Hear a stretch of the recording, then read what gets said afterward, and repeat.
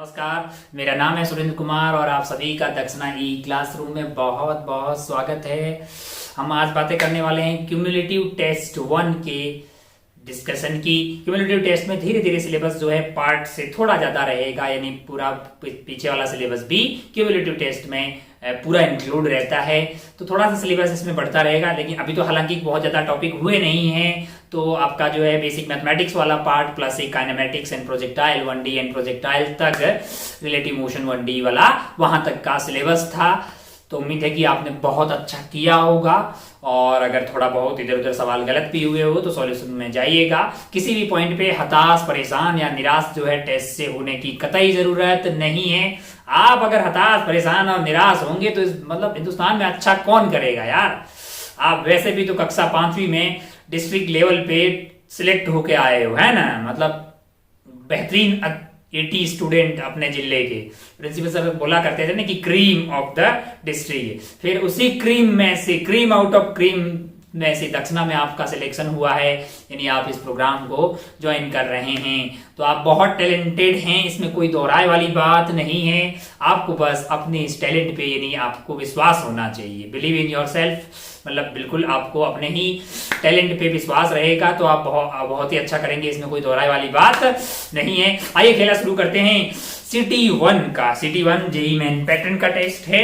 इसमें total 25 question है। आप जानते हैं कि 20 जो है वो सिंगल करेक्ट वाले सवाल रहते हैं, 5 आपका न्यूमेरिकल वैल्यू वाले सवाल रहते हैं। चलिए भाई सब खेला शुरू करते हैं। पहला सवाल आपके पास है, पहला सवाल है प्रोजेक्टाइल का। पहला सवाल बहुत ही आसान किस्म का सवाल है। क्या सवाल है भाई साहब? आपको दो बातें दी हुई है, जो प्रोजेक्टाइल दिए हुए हैं, ए ऐसा दिया हुआ है और बी थोड़ा ऐसा दिया हुआ है। अगर आप ध्यान से देखेंगे तो रेंज जो है वो बी वाले की ज्यादा है। ये आपका बी है, ये आपका बी है, और ऊपर वाला क्या है? ये ए है, ये ए है। A person simultaneously throw two objects in the air. The object leave the person's hand at a different angles. मान लीजिए कि ये जो है इसकी रफ्तार u भी रही होगी, ये क्या रहा होगा? थीटा बी रहा होगा। माना कि इसकी रफ्तार ua रही होगी और एंगल मान लीजिए थीटा a रहा होगा। अगर आप ध्यान से देखेंगे तो रेंज बी वाले की ज्यादा है, लेकिन मैक्सिमम हाइट जो है h max वो किसका ज्यादा है? a का h max जो है वो बड़ा है। किसके कंपेयर में? b के कंपेयर में h max के कंपेयर में a का h max बड़ा है। h max क्या होता है? धरातल से मैक्सिमम हाइट जो पार्टिकल अटेंड कर रहा है। ये ग्राउंड टू ग्राउंड प्रोजेक्टाइल का सवाल है। रेंज की अगर बात करें, रेंज की अगर बात करें तो रेंज b की ज्यादा है compare to range of a, range of A. अच्छा, बहुत बढ़िया भाई साहब, बहुत शानदार। अब ऑप्शंस पे देखते हैं कि भाई साहब ने पूछा क्या है। अच्छा, object moving along the trajectory return back to before, मतलब कौन पहले गिरेगा कौन बाद में गिरेगा। Both return to initial height at the same time, information given is not sufficient. मैंने कहा साहब फेंका साथ साथ में है, t इक्वल टू 0 पे फेंका साथ साथ में है। ये गिरेगा अपनी टाइम ऑफ लाइट यानी TA के बाद में, ये अपनी टाइम ऑफ लाइट TB के बाद में। हमको ये देखना है कि भाई साहब t इक्वल टू TA यहाँ पे जब गिर जाएगा, ये गिर जाएगा, मतलब दोनों में से किसकी टाइम ऑफ लाइट ज्यादा है? किसकी टाइम ऑफ लाइट ज्यादा है? टाइम ऑफ लाइट क्या होती है? टाइम ऑफ लाइट वर्टिकल में इंटरेस्टेड होते हैं अपन, 2uy डिवाइडेड बाई g।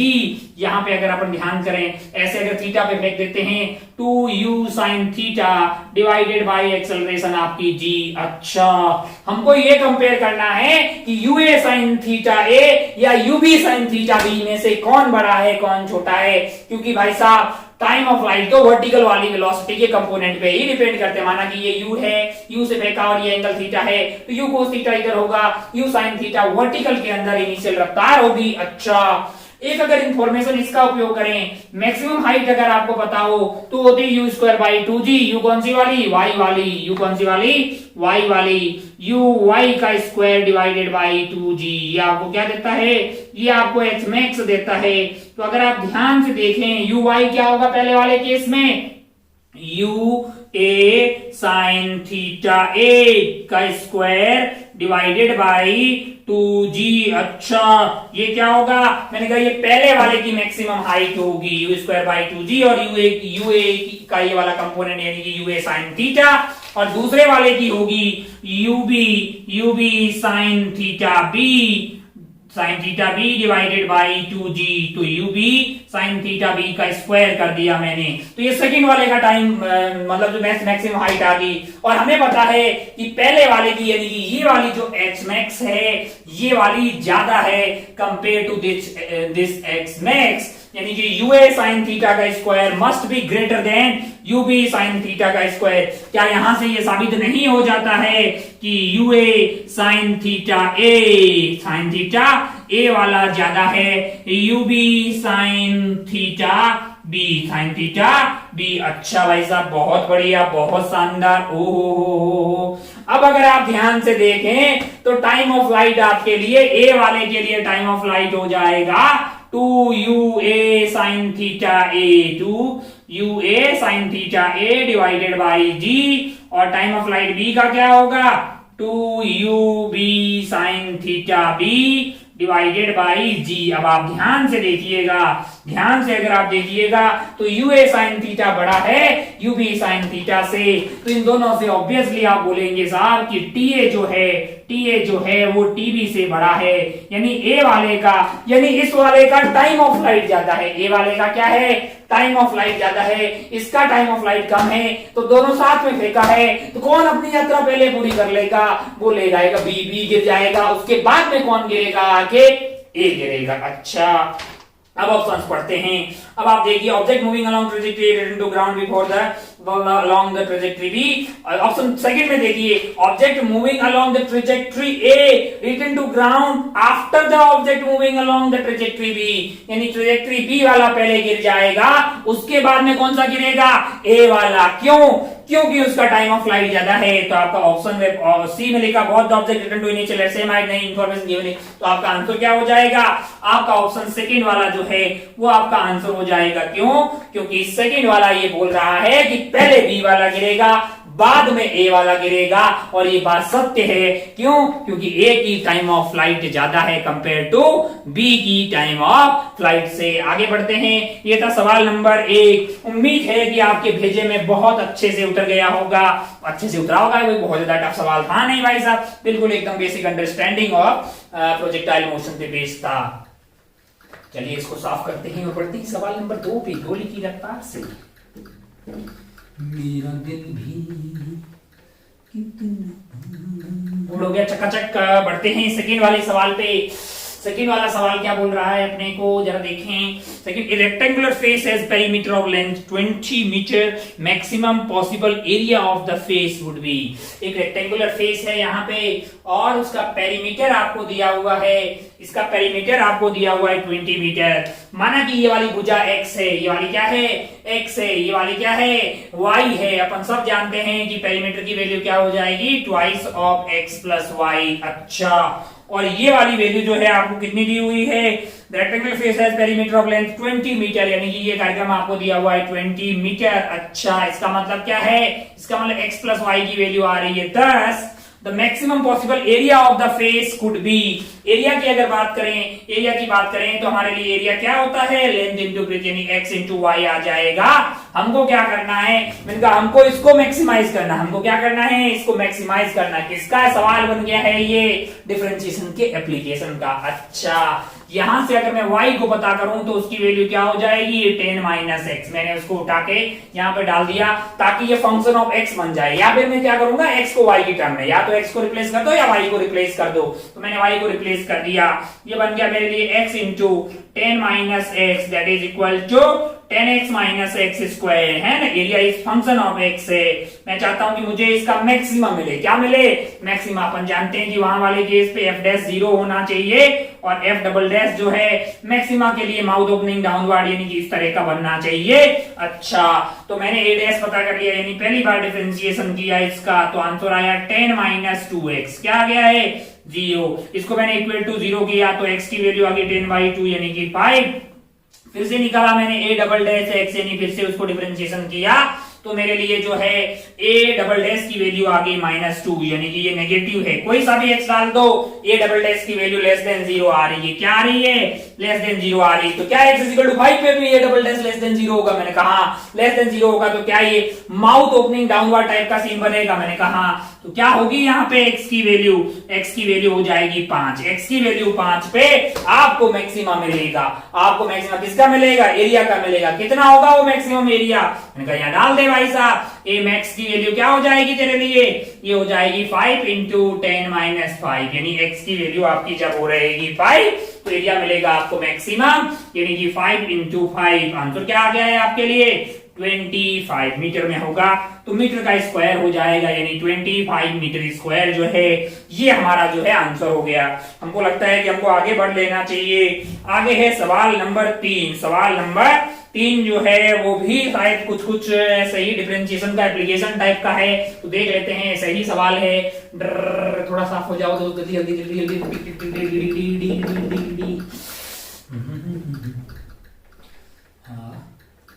सवाल नंबर 3। सवाल नंबर 3 देखिए भाई साहब, ये था 2 और यहाँ पे देखते हैं सवाल number 3। There is a conical flask of semi vertical angle 37 degree. अच्छा, इस तरह का एक कोनिकल फ्लास्क है जिसका ये वाला जो एंगल है, ये वाला एंगल जो है वो है 37 डिग्री की। कितना है? 37 degree. In which water is being filled at a constant rate of 20 centimetre cube. पानी डाल रहे हैं इसमें, मतलब पानी डाल रहे हैं इसमें, तो किस जो वॉल्यूम है उसकी, यानी कि कितना पानी आ रहा है पर यूनिट टाइम, ये आपको दिया हुआ dv by dt is equal to 20 centimetre का क्यूब पर सेकेंड। अच्छा, बहुत बढ़िया भाई साहब। The rate of rise of height of the water is. Pi को कितना यूज करना है? 3 दिया है सवाल में, और आपसे पूछा है कि हाइट ऑफ वाटर जो है वो कैसे वेरी करने। The rate of rise of water, the rate of rise of height of water है, यानी कि dh बाई dt निकालना है। dh बाई dt निकालना है। When height of water becomes, तब जब हाइट ऑफ वाटर क्या बन जाए? 4 सेंटीमीटर में। अच्छा, मान लेते हैं किसी पॉइंट पे हाइट आपकी क्या है? h हो गई है, और रेडियस क्या है? वो तो r है। ठीक है, यहाँ क्या भरा हुआ है? पानी भरा हुआ है, ऊपर से और पानी आ रहा है। कितना आ रहा है? पर यूनिट टाइम में 20 सेंटीमीटर क्यूब इतना वॉल्यूम आ रहा है। अच्छा, बहुत बढ़िया, बहुत शानदार। अब अगर आप ध्यान से देखें इस वाले ट्राइंगल में, तो आप 1037 तो बड़ी आसानी से बोल सकते हैं, ताकि अपना r और h में रिश्ता मिल जाए, क्योंकि अपने को h दिया हुआ तो r को हटाना पड़ेगा। 1037 डिग्री की वैल्यू होती 3/4, हम सब जानते हैं। That is equal to r बटा h। मैंने कहा बहुत बढ़िया भाई साहब, बहुत ही शानदार। और वॉल्यूम क्या होती है? वॉल्यूम हमारे लिए होती है 1/3 पाई r स्क्वायर। उम्मीद है कि आपको ये फॉर्मूला पता होगा, बहुत बेसिक सा फॉर्मूला है बेसिक मैथमेटिक्स के, जो मैं भी आपको कहीं ना कहीं बुकलेट में मिल जाएगा, या आप जानते भी होंगे कौन की वॉल्यूम का। Volume is 1/3 pi r square S. अच्छा, अगर मैं दोनों साइड डिफरेंशिएट कर दूं टाइम के रेस्पेक्ट में, किसके या फिर मैं चाहता हूं, मुझे क्या दिया? हाइट दिया हुआ है और क्या निकालना है, तो मैं r को यहां से रिप्लेस कर सकता हूं। मैं r को क्या लिख सकता हूं? r को अगर आप ध्यान से देखें यहां से, तो इसको मैं लिख सकता हूं 3h divided by 4। 3h divided by 4। इसको उठा के कहां डालेंगे? यहां पे डाल देंगे, तो वॉल्यूम हो जाएगी 1/3 पाई r स्क्वायर, यानी कि 9h square divided by 16 into h आ जाएगा भाई साहब। ये कट गया है 3 बार, ये क्या कट गया है? 3 बार कट गया, तो वॉल्यूम मेरे लिए आ गई है 3 पाई h क्यूब डिवाइडेड बाई 16। मैंने दोनों साइड टाइम के रेस्पेक्ट में डिफरेंशिएट किया, तो ये कार्यक्रम बन जाएगा dv बाई dt। क्या बन जाएगा? dv by dt। और इधर जो है आपका 3 पाई डिवाइडेड बाई 16 है, वो कांस्टेंट है, और आगे है h क्यूब, जो कि आ जाएगा 3h square dh divided by dt। अच्छा, h is equal to 4 centimetre पे, मुझे क्या पूछा गया है? dh बाई dt पूछा गया। dv बाई dt सवाल में 20 दिया हुआ, मैंने 20 रख दिया। That is equal to 3 into pi की वैल्यू 3 लेने को बोला गया है सवाल में, डिवाइडेड बाई 16 इंटू 3। h की वैल्यू क्या है? h की वैल्यू 4 है, यानी 4 का स्क्वायर 16 हो गया, इंटू क्या आ गया है? dh divided by dt। ओहो, 16 ने 16 की बत्तियां गुल कर दी। अच्छा, अगर आप ध्यान से देखें तो यहां से मेरे पास जो dh बाई dt आ रहा है, दैट इज 20 डिवाइडेड बाई 3 तिया 9, 9 तिया 27, 20 डिवाइडेड बाई 27 यूनिट मेरी चल रही थी, ये सेंटीमीटर में, ये टाइम में, तो ये सेंटीमीटर पर सेकेंड आ जाएगा, सेंटीमीटर पर सेकेंड आ जाएगा। 20 डिवाइडेड बाई 27, 20/27 सेंटीमीटर पर सेकेंड की रेट से इसकी हाइट बढ़ रही होगी। तो कोई बहुत ज्यादा टफ सवाल नहीं था। उम्मीद है कि आप सबका सही हुआ होगा। अगर नहीं हुआ है तो आप देख ले लल्ला, बहुत बढ़िया। ये कौन सा सवाल था? थर्ड वाला। फोर्थ पे बढ़ते हैं। फोर्थ क्या बोल रहा है? फोर्थ वेक्टर का सवाल है। 5 vector of magnitude this 5 vector of magnitude 10 unit, 20 unit, 40 unit और 80 यूनिट। अच्छा, ओ हो एंड 120 यूनिट है। ऐड कर रहे हैं उनको, added in a vector method है। मैंने कहा बहुत बढ़िया भाई साहब। बोल रहा है कि resultant the magnitude of resultant of two vector given should be. मैंने कहा मैग्नीट्यूड भाई साहब नेगेटिव तो हो नहीं सकता है। अगर 5 वेक्टर है, ए vector, B vector, C vector, D vector, ए vector, B vector, C vector, D vector, कितने हो गए? And E vector. क्या ऐसा हो सकता है कि ये वेक्टर ए ऐसा हो, वेक्टर बी ऐसा हो, वेक्टर सी ऐसा हो, वेक्टर डी आपका ऐसा हो और घूम फिर के ई ऐसा आ जाए? तो क्या होगा भाई साहब? Vector A plus vector B plus vector C plus vector D plus vector E, 5 vector. Answer क्या आ जाएगा? Null vector. ये अपने बात आप जानते होंगे। जैसे मान लो, बहुत आसान तरीके से बताएं। मान लो कि ये वेक्टर ए है, ये वेक्टर बी है, ये वेक्टर सी है ना? तो ये vector A plus vector B plus vector C close, घूम फिर के वहीं पे आ गई। तो क्या आ गया आपका? नल वेक्टर आ गया भाई साहब। बहुत बढ़िया हो। तो मिनिमम ये नल मैग्नीट्यूड क्या हो सकता है? मिनिमम मैग्नीट्यूड नल वेक्टर का 0 हो गया भाई साहब। मैग्नीट्यूड तो नेगेटिव हो नहीं सकता ना। अच्छा, मैक्सिमम क्या हो सकता है? मैंने कहा सारे के सारे वेक्टर जो हैं सेम डायरेक्शन में हो भाई साहब। ऐसे 3 4 5 वेक्टर सेम डायरेक्शन में हो तो मैग्नीट्यूड डायरेक्ट ऐड हो जाएगा। यानी कि 10 प्लस 20 प्लस 40 प्लस 80 प्लस 120। तो मैक्सिमम अपना क्या हो गया है? 120 प्लस 80 200 हो गया, 240 260 270। हमको तो लगता है कि जो मैक्सिमम हो सकता है वो वैल्यू हो सकती है 270 रिजल्टेंट का मैग्नीट्यूड। और मिनिमम क्या हो सकता है? 0 हो सकता है। तो जो भी रिजल्टेंट आ रहा है उसका मैग्नीट्यूड जो है आर वेक्टर, अगर आपने वेक्टर इन से आर वेक्टर ऐसे डिफाइन किया है, जो कि vector A plus vector B plus vector C plus vector D plus vector E है, तो उसका मैग्नीट्यूड जो होगा वो मिनिमम 0 हो सकता है, मैक्सिमम 270 हो सकता है। 0 कब होगा? जब ये एक क्लोज्ड पेंटागन ऐसे उसकी साइड्स को रिप्रेजेंट करेगा, तब उसका रिजल्टेंट नल वेक्टर आ जाएगा और उस वाले केस में मैग्नीट्यूड 0 होगा। है कि नहीं यार? ओहो, मैग्नीट्यूड नेगेटिव हो ही नहीं सकता, तो मिनिमम पॉसिबल 0 कर दिया हमने।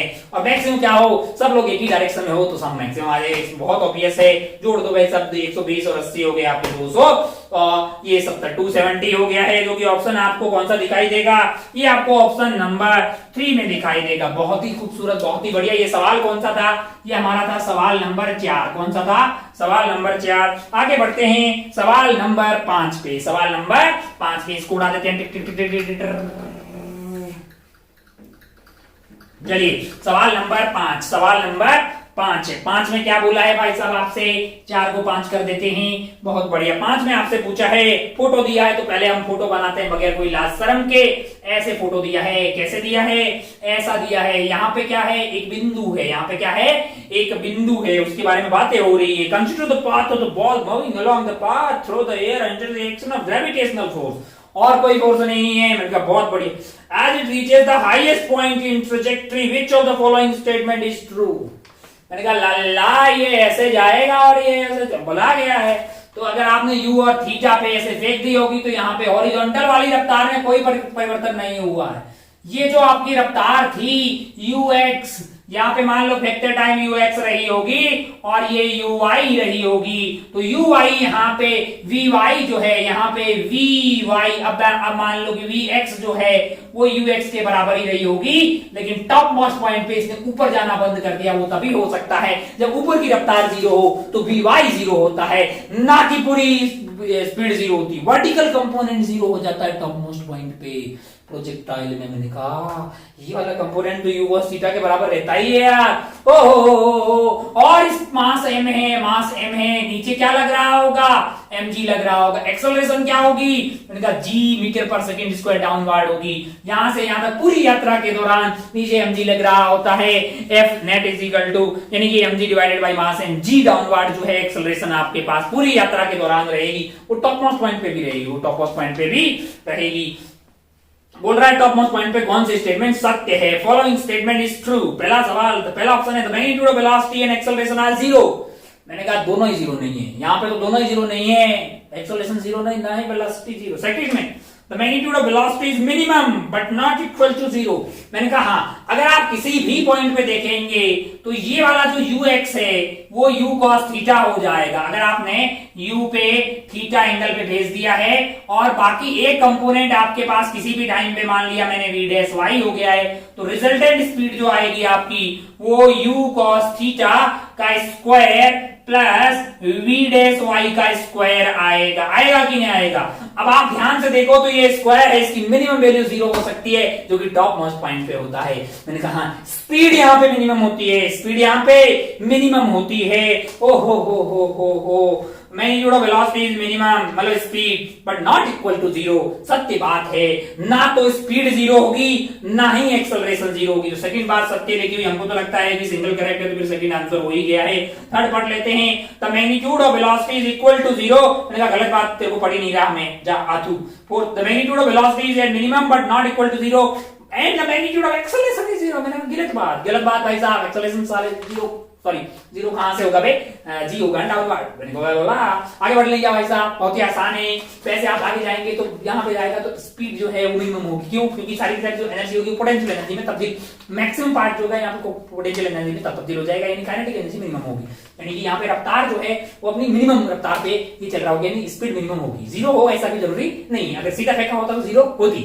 अब ऐसे किया होता टॉप मोस्ट पॉइंट पे रुकता ना यार, सारी काइनेटिक एनर्जी पोटेंशियल में बदल जाती। बातें करेंगे आगे, इमोशनल नहीं होने का भी हो गया क्या प्रोजेक्टाइल के हिसाब से? बहुत बढ़िया। आंसर कौन सा होगा? 2 होगा। टिक करके आगे बढ़ रहे लाला, आगे बढ़ छठवें सवाल पे। कौन सा सवाल? 6th वाला सवाल यही कर लेते हैं लाला। 6th क्वेश्चन क्या है? 6th क्वेश्चन, दो वेक्टर दिए हुए हैं, तो वेक्टरवा दिया हुआ है। एक वेक्टरवा क्या है? वेक्टरवा है आपके लिए ए आई कैप ओहो ए जे कैप प्लस 3 कैप है। और वेक्टर क्यू आपको दिया हुआ है, ए आई कैप माइनस 2 जे कैप माइनस के कैप। बताया गया है कि ये दोनों वेक्टर परपेंडिकुलर है। जब भी मुझे कोई बोले कि दो वेक्टर परपेंडिकुलर, मेरे दिल में आता है कि डॉट लेके जीरो कर लें, क्योंकि मैं जानता हूं कि A dot B is equal to A B cos theta, theta 90 होगा तो ये कार्यक्रम निपट जाएगा। ओहो, इसका मतलब पी डॉट क्यू क्या होना चाहिए? जीरो होना चाहिए। डॉट लेते हैं, ए इंटू ए स्क्वायर आ गया है, कोई भी अंधा आदमी ले लेगा। A into minus 2 minus of 2a हो जाएगा। 3 into minus 1 is equal to 3 आ गया। बहुत शानदार हो। कौन सा बोल रहा है कि ऑप्शन चेक कर लेते हैं कि कौन इसको सॉल्व करेगा। नहीं, इसको लिख लेते हैं, A square minus 3a plus a minus 3 is equal to 0। तो यहां से a कॉमन आ गया है, a माइनस 3 प्लस 1 कॉमन ले लेते हैं, a minus 3 is equal to 0। तो यहाँ पे आ गया है a plus 1 into a minus 3 is equal to 0। दो ऑप्शन आ जाएंगे भाई साहब, a is equal to minus 1 and a is equal to 3। आपको क्या बोला है? आपको बोला है कौन सा सवाल था भाई? सवाल था 6th है। 6th वाले सवाल में then the positive value of a is minus 1 and 3 है। आंसर क्या होगा? 3 आपका आंसर हो जाएगा, जो कि ऑप्शन 4 में दिखाई दे रहा है। कौन से ऑप्शन में दिखाई दे रहा है? ऑप्शन 4 में दिखाई दे रहा है। तो आप टिक करके आगे बढ़ सकते थे। आइए आगे बढ़ते ही सवाल नंबर 6 के बाद सवाल नंबर 7 पे। मिटो लाला, मिटो तुरंत मिट जाओ। चलिए बढ़ देते हैं आगे। नेक्स्ट इज क्वेश्चन नंबर 7 है the position x of A particle varies with time. Position कैसे वेरी कर रही है ये आपको दिया हुआ है। अच्छा, क्या दिया हुआ है? x is basically equal to at square minus bt cube दिया हुआ है। The acceleration at t is equal to t1 will be equal to 0। कोई टाइम है t is equal to t1, वहां पे क्या हो रहा है? एक्सेलरेशन 0 हो रही है। अच्छा, तो पहले वेलोसिटी पता कर लेते हैं, फिर उससे एक्सेलरेशन पता कर लेंगे। पूछा क्या है? देन t1 क्या? v की वैल्यू हो गई है dx divided by dt, that is equal to 2at minus 3 सवाल ऐसे लुल्लू बोलो ना, आप बोले कि क्यों सॉल्यूशन बनाने का इसका यार। 2at minus 3bt²। अच्छा, और एक्सेलरेशन मैंने कहा एक्सेलरेशन हो जाएगी dv divided by dt, that is equal to 2a minus 6bt। Acceleration t is equal to t1 पे, t is equal to t1 डाल दो भाई, तो ये हो गया 2a माइनस 6bt1। बोल रहा है कि 0 हो जाए, तो t1 की वैल्यू क्या हो जाएगी, 2a डिवाइडेड बाई 6b हो जाएगी। तो ये कट गया 3 बार, यानी आपका आंसर आ जाएगा a डिवाइडेड बाई 3b। कहीं दिखाई दे रहा है ऐसा चंपक टाइप का, ऑप्शन 3 में दिखाई दे रहा है। टिक करो, आगे बच सवाल नंबर 12 पे। सवाल नंबर 12 पे इसको उड़ाते हैं और बढ़ते हैं सवाल नंबर 12 पे। सवाल नंबर 12 क्या है? 12 भाई साहब देखते हैं। सॉरी, सवाल नंबर 12 कहां से आ गया? 8। सवाल नंबर 8। सवाल नंबर 8 है, the ball is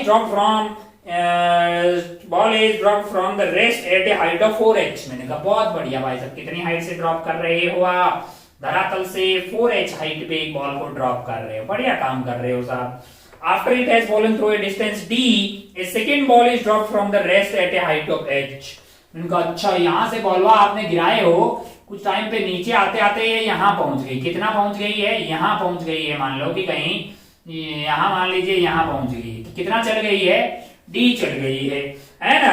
second ball is dropped from rest at a height of h। मैंने कहा अच्छा, सेकेंड बॉल है, ये सेकेंड बॉल है, अलग बॉल है, उसको इस टाइम पे रिलीज किया। कहां से, कितनी हाइट से? मैंने कहा ये वाली हाइट थी h, है ना।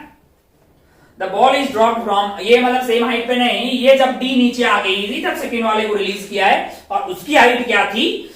h थी। इसकी ये वाली हाइट क्या हो जाएगी? ये वाली हाइट तो 4h माइनस d थी। कितनी? 4h माइनस d थी। After it has fallen through distance, ये second ball is dropped from the rest at height, what will be the value of d for which the hit both the hit the same time। मैंने कहा दोनों साथ में गिर जाए, दोनों साथ में गिर जाए। मैंने कहा अच्छा, साथ में गिरेगी। साथ में अगर गिरेगी तो भाई साहब अगर आप ध्यान से देखें तो इसको चलना है h, और इसको अब कितना चलना है? 4h माइनस d चलना है, और दोनों को साथ में चलना है। अच्छा, बहुत बढ़िया भाई साहब, बहुत ही शानदार। ओहो, इसको यहां से यहां आने में, यहां इसकी इनिशियल स्पीड 0 है, मैंने लगा दिया s equal to ut plus half at²। तो h इसका कितना है? h है, u कितना है? 0 है, हाफ gt²। माना कि इसको टाइम t2 लग रहा है, तो t2 की वैल्यू मेरे लिए क्या आ जाएगी? मेरे लिए t2 की वैल्यू आ जाएगी 2h बाई g का रूट। क्या हो गया है? 2h बाई g का रूट है। अच्छा, और मान लीजिए कि ये वाली बॉल को यहां से यहां आने में, यहां से यहां आने में टोटल टाइम लगता है t1। कितना लगता है? Time t1। कैसे पता लगेंगे भाई साहब? h की वैल्यू जाएगी 4h, u की वैल्यू 0 है, is equal to half g t1 का स्क्वायर। ओ t1 क्या आ गया है? t1 आ गया है आपका 8h बाई g का रूट। इतना क्या आ गया है? t1 आ गया है। अच्छा, ओ ये t1 टोटल टाइम लगेगा। इतना आने में कि कितना टाइम लगेगा? इतना आने में मान लीजिए कि लग रहा है t3। क्या लग रहा है? t3। तो उसको d में नीचे आने में टाइम लगा होगा। d is equal to ut half हो गया है, हाफ g t क्यूब का स्क्वायर, यानी कि t क्यूब की वैल्यू की कितनी? t क्यूब की वैल्यू की कितनी हो गई है? Twice of t divided by g का रूट। मैंने कहा अच्छा, ओ इतना टाइम यहां तक बॉल आई है, यहां से यहां तक इस बॉल को आने में कितना टाइम लगा? मैंने कहा इतना लगा। आगे कितना लगेगा? मैंने कहा उतना ही लगेगा जितना इसको इधर से आने में लगा है। अरे आगे नहीं यार, क्योंकि दोनों को साथ साथ में गिरना तो है ही सही भाई साहब। यहां तक यहां आने में इसको टाइम लग गया t3, और यहां से यहां आगे जाने में इसको टाइम लग रहा है t2, तो टाइम उसको भी उतना ही लगना चाहिए। हाइट सेम नहीं होगी, हाइट इसकी थोड़ी ज्यादा होगी। अगर ये h है तो ये 4h माइनस d h से बड़ा होगा। क्यों? क्योंकि इसकी इनिशियल स्पीड यहाँ पे 0 रहेगी, लेकिन इसकी इनिशियल स्पीड 0 नहीं होगी, कुछ ज्यादा होगी, तो ये हाइट ज्यादा होनी चाहिए।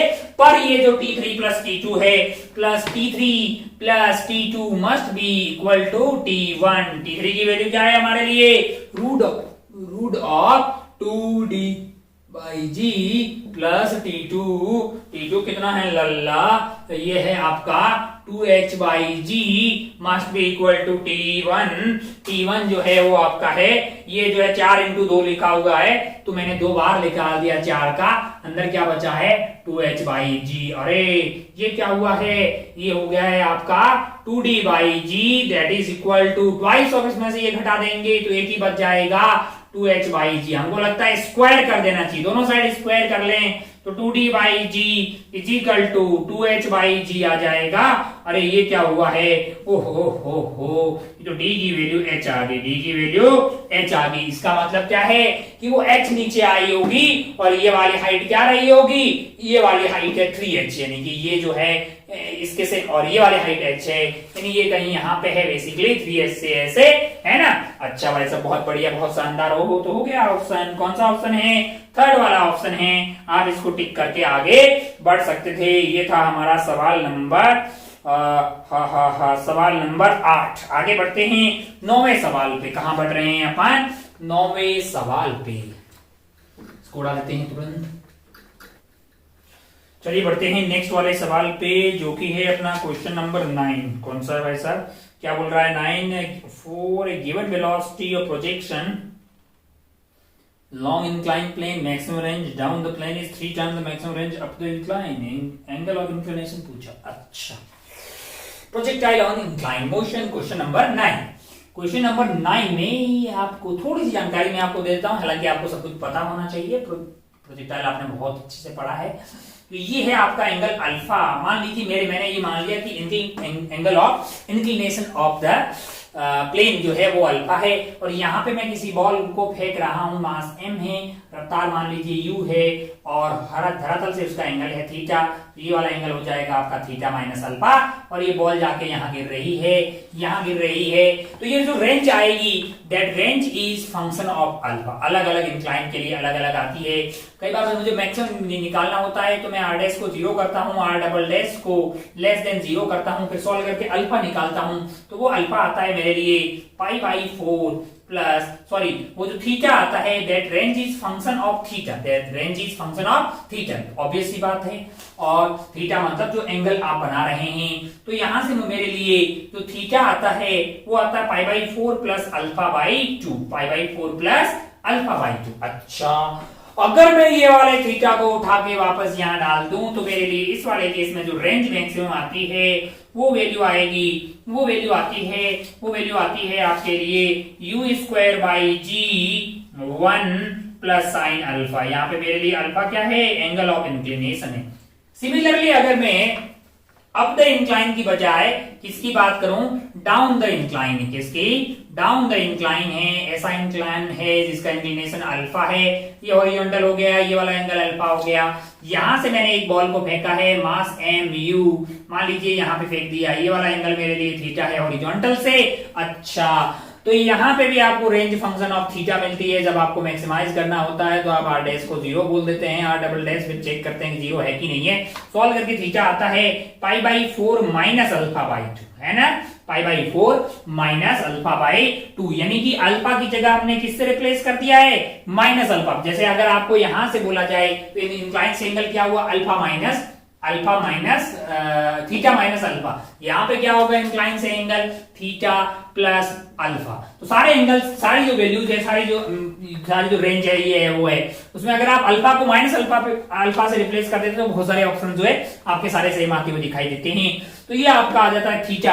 आपको क्या चाहिए, आर मैक्स। तो अगर आप ध्यान से देखें तो इस वाले केस में आर मैक्स आएगी आपके लिए u²/g 1 माइनस अल्फा को मैंने माइनस अल्फा से रिप्लेस किया, तो ये हो जाएगा माइनस ऑफ साइन अल्फा, क्योंकि अपन जानते हैं कि sine of minus theta is minus of sine theta, क्योंकि साइन थीटा एक ऑड फंक्शन है। कैसा फंक्शन है, ऑड फंक्शन है। अच्छा, ये आ गया आर मैक्स इस वाले केस में, ये आ गया आपका आर मैक्स इस वाले केस में। अब हमें सवाल को देखना चाहिए। सवाल में बोल रहा है कि ये वाला जो आर मैक्स है वो इसके 3 गुना है।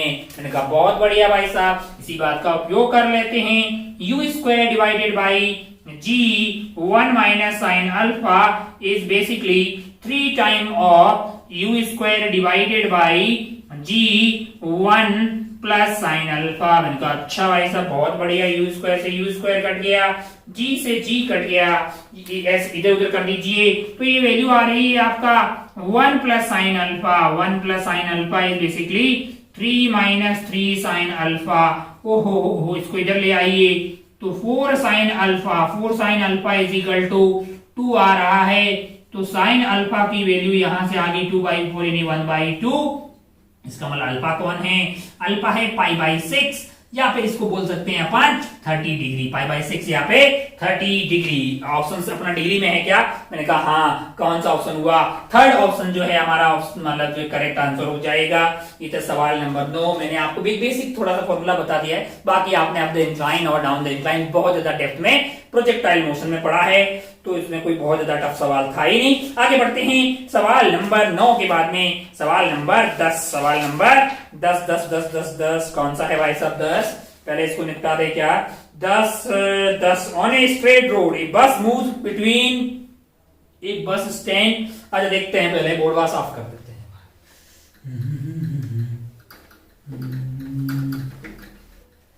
चलिए बोर्ड कर दिया अपना, चकाचक आगे बढ़ते हैं।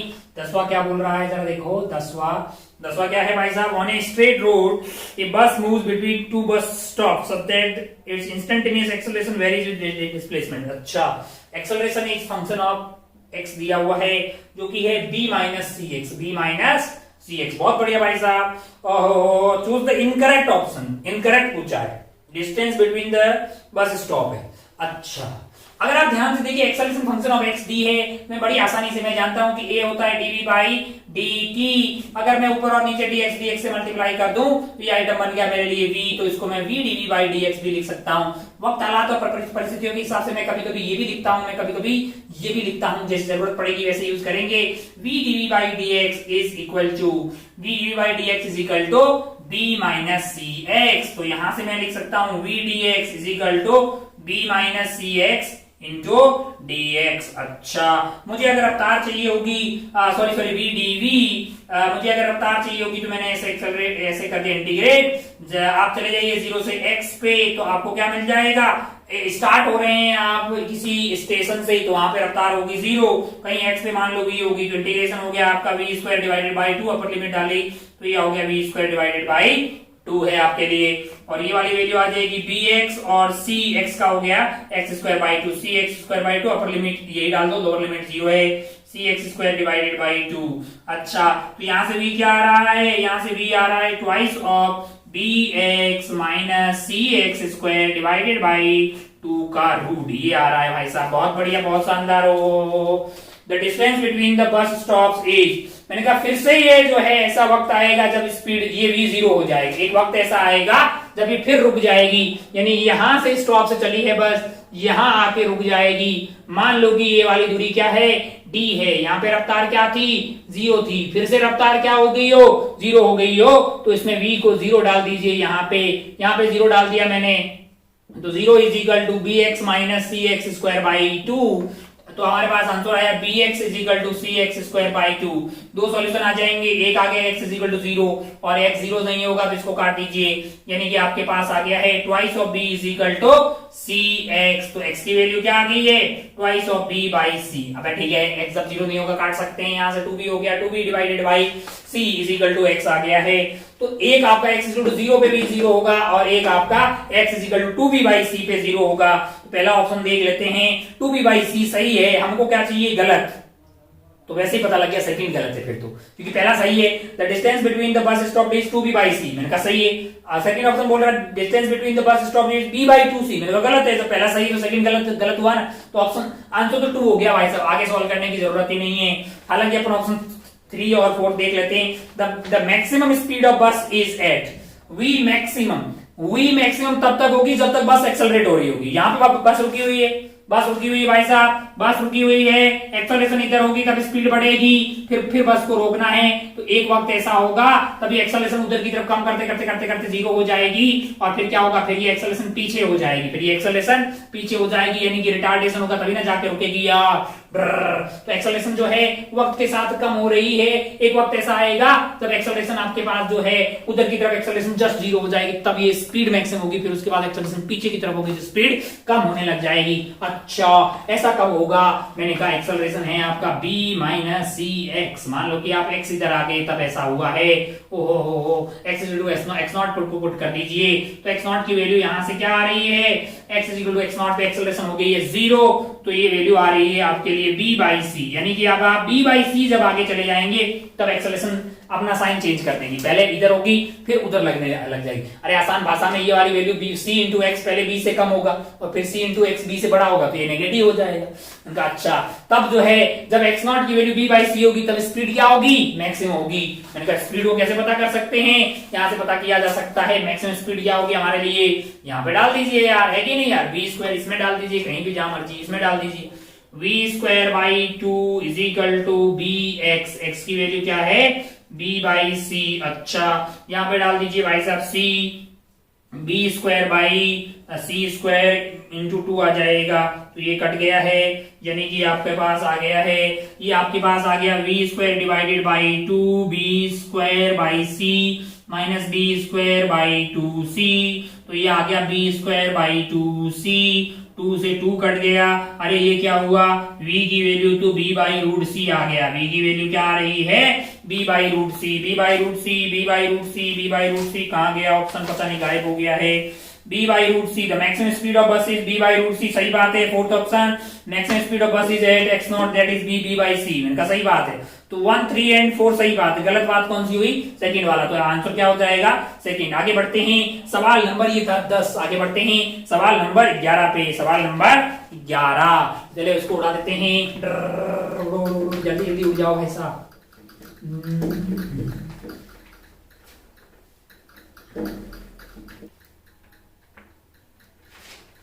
चलिए बढ़ते हैं सवाल नंबर 11 पे। क्या है सवाल नंबर 11 हमारे लिए? 11 है, particle is projected with a speed of 50 metre per second at angle of 53 degree with horizontal from the ground origin is this the slope of the path traced. अच्छा, यहां से एक पार्टिकल को फेंका है। कैसे फेंका है भाई साहब? स्पीड है उसकी 50 मीटर पर सेकेंड। अच्छा, एंगल क्या है? मैंने कहा एंगल है 53 डिग्री। ओ, तो ये ऐसे जाएगा प्रोजेक्टाइल करते हुए मस्त एकदम। t is equal to 1 second में माना कि पार्टिकल यहाँ पे आ गया है, तो रफ्तार उसकी v रहेगी। दो कंपोनेंट रहेंगे, एक vx रहेगा, एक vy रहेगा। स्लोप तो यही होगी भाई साहब, ये थीटा, इसका tan थीटा है कि नहीं यार? अच्छा, बहुत बढ़िया भाई साहब, बहुत ही शानदार। तो हमको क्या चाहिए? हमको अगर tan थीटा स्लोप चाहिए that is equal to vy divided by vx हो जाएगी। किसी भी टाइम पे vx कोई भी बता सकता अंधा आदमी कि यार ये वाली रफ्तार तो कोई परिवर्तन होने वाली नहीं है। अगर ये u है, ये आपका एंगल थीटा है, तो u cos थीटा यानी कि 50 into cos 30 degree. u cos theta यानी कि 50 इंटू कोस 30 डिग्री, कोस 53 डिग्री 3/5 यानी कि ये वैल्यू आ गई है 30। ये वाली वैल्यू क्या आ जाएगी? ये वाली वैल्यू अपने पास 30 आ गई है। ऊपर वाली किसी भी टाइम, अरे ये वाली हमेशा u cos थीटा होती है यार, और ये वाला मैंने कहा ये वाला u sin theta minus gt हो जाएगी। अरे v is equal to u plus 80, v is equal to u plus 80। अब एक्सल ऊपर को मैंने पॉजिटिव बोला है, तो नीचे की एक्सेलरेशन माइनस g ले लिया है। अच्छा, u की वैल्यू क्या है? u की वैल्यू है तुम्हारे लिए 50। कितनी है? 50 sin 53 degree 4/5 minus of 10 into T, तो ये आपका हो गया 40। अच्छा, यानी कि 40 minus 10t divided by 30 that is equal to आपका हो गया 10 थीटा। और टाइम कितना दिया हुआ भाई साहब? टाइम तो सवाल में 1 सेकंड दिया है ना, काम आ गया सवाल 11। हाँ, from the ground find the trace after t is equal to 1 second। t को 1 सेकंड है, t is equal to 1 second, t is equal to 1 second पे बातें हो रही है, तो 1 डाल दीजिए भाई। 40 माइनस 10 हो जाएगा डिवाइडेड बाई 30। अरे ये क्या भाई? तो 1 हो गया, यानी 45 डिग्री एंगल होगा। 10 45 डिग्री इज 1 है। तो आपका ऑप्शन सी, ऑप्शन 3 में आपको दिखाई देगा। ये था आपका सवाल नंबर 11। बढ़ते हैं सवाल नंबर 12 पे। सवाल नंबर 12 यहीं की घिस देते हैं, बहुत आसान टाइप का ये दिख रहा है। इसको मिटाएं क्या? इसको मिटा भी सकते हैं अपन, ताकि दोबारा जब सवाल ऐड करेंगे तो वो अच्छा दिख जाएगा। सवाल नंबर 12 किस लेते हैं? सवाल नंबर 12, सवाल नंबर 12 फिर तो यही करते हैं। ये आपका हो गया सवाल नंबर 12 क्या है सवाल नंबर, इवैल्यूएट कुछ इंटीग्रेशन बोल रहा है, कहां से, 0 से 90 डिग्री, 0 से 90 डिग्री क्या है, cos cube theta into sine theta d theta. अच्छा, मैंने कहा कोस थीटा को टी ले लेते हैं, क्या ले लेते हैं, टी ले लेते हैं, तो मेरे लिए कोस थीटा का डिफरेंशिएशन हो जाएगा, इंटीग्रेशन बाय सब्स्टिट्यूशन जानते होंगे, ऐसा इसलिए किया क्योंकि कोस थीटा से टी लेने पे ये मेरे लिए डी थीटा बनता हुआ दिखाई दे रहा है। कोस थीटा का डिफरेंशिएशन किया, minus of sine theta d theta that is equal to d t, तो यहाँ पे जो साइन थीटा डी थीटा है ये माइनस डी टी बन जाएगा, यानी यही आइटम मेरे लिए हो जाएगा टी क्यूब, और ये आइटम बन जाएगा, यहां से माइनस हटा के यहां पे लगा दीजिए, तो ये आइटम बन गया माइनस ऑफ डी टी। अच्छा, कोस थीटा टी है, थीटा आपका जा रहा है 0, तो टी की वैल्यू क्या हो जाएगी, जब थीटा 0 डालोगे तो टी की वैल्यू 1 हो जाएगी, थीटा 90 डालोगे तो कोस थीटा की वैल्यू 0 हो जाएगी। कोई भी अंधा आदमी इसका इंटीग्रेशन बोल देगा, माइनस ऑफ टी की पावर 4 डिवाइडेड बाई 4, लिमिट आपका है 0 से लेके, लेकिन नहीं 1 से लेके 0, तो माइनस ऑफ 0/4 माइनस 1/4 आंसर आ गया है आपका। 1/4 कहीं दिखाई दे रहा है, 1/4 आपको ऑप्शन 2 में दिखाई देगा, जिसको आप टिक करके आगे बढ़ सकते थे। ये था क्वेश्चन नंबर 12। चलिए बढ़ते हैं क्वेश्चन नंबर 13 पे। चलिए बढ़ते हैं क्वेश्चन नंबर 13। नेक्स्ट इज 13 में क्या है भाई साहब, 13 A ball is dropped from height of 20 meter above the ground। मैंने कहा ठीक है भाई, ये अपना धरातल हो गया, यहां से 20 मीटर ऊपर चले जाओ, मैंने कहा गए, यहां से 20 मीटर ऊपर जाके हमने एक बॉल को ड्रॉप किया, मैंने कहा कर दिया भाई साहब। After 1 second wind start blowing in horizontal direction due to which is additional acceleration। मैंने कहा आफ्टर 1 सेकेंड, ये तो t इक्वल टू 0 था, इनिशियल स्पीड 0 थी, 1 सेकेंड के बाद ये कहीं यहां पहुंच जाएगी, मैंने कहा कितनी भी नीचे आ गई, s equal to u t 1 plus half a t square, ओहो 5 मीटर। अरे ये क्या हुआ, 5 मीटर नहीं, नीचे आ गई, अब हाइट क्या होगी, मैंने कहा अब है 15 मीटर।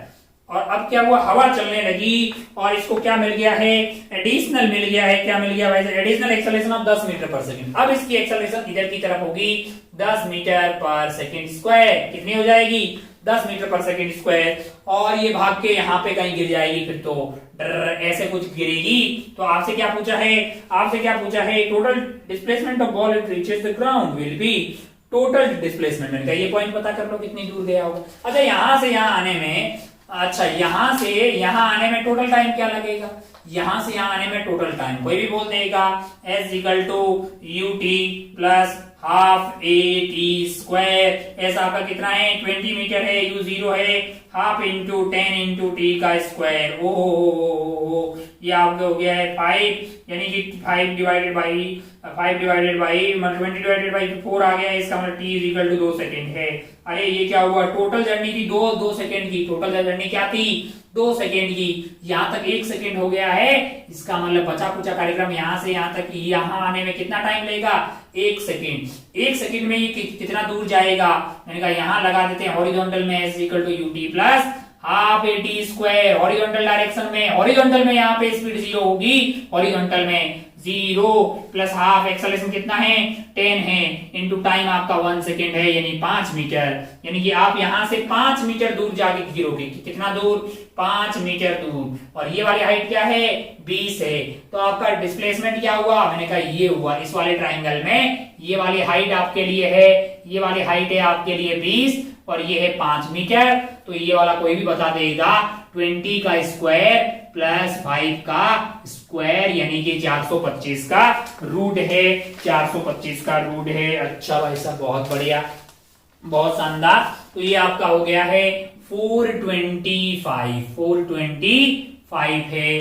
हाँ, तो आपके लिए जो ऑप्शंस हैं उसको क्या लिख सकते हैं अपन, 25 इंटू 100 में जाता है 4, तो 400 में गया 16, 17, तो ये इसको 17 इंटू 25 लिखा जा सकता है, 25 का 5 बार आ गया, रूट 17 मीटर है तो मीटर में डाल दीजिए, 5 रूट 17 आपको ऑप्शन 4 में दिखाई देगा, आप टिक करके आगे बढ़ सकते थे। ये था सवाल नंबर 13। बढ़ते हैं सवाल नंबर 14 पे, सवाल नंबर 14।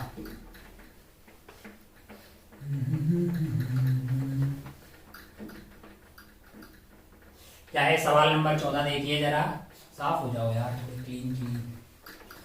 सवाल नंबर 14 आपके लिए है, सवाल नंबर 14 है आपके लिए, launch speed of particle from the ground depend upon the angle of projection with the horizontal. अच्छा, ओहो, यहां से प्रोजेक्ट किया है थीटा पे, और स्पीड जो है वो है आपके लिए 20 cos थीटा। मैंने कहा बहुत बढ़िया भाई साहब। Maximum height reached in its path among the all possible angle is. अच्छा, अगर आप ध्यान से देखें तो मैक्सिमम हाइट आपकी वर्टिकल वाली रफ्तार पे डिपेंड करेगा, जो कि है आपके लिए 20 cos थीटा का कौन सा वाला कंपोनेंट, साइन वाला कंपोनेंट। अरे ये u हो गया, तो ये क्या होगा, u साइन थीटा। तो एच मैक्स जो आएगी अपने पास वो आ जाएगी यू वाई का स्क्वायर डिवाइडेड बाई 2g। तो यहाँ पे आपके पास यू वाई है 20 cos theta sine theta. 20 cos theta sine theta को मैं 10 into 2 into sine theta cos theta भी लिख सकता हूं।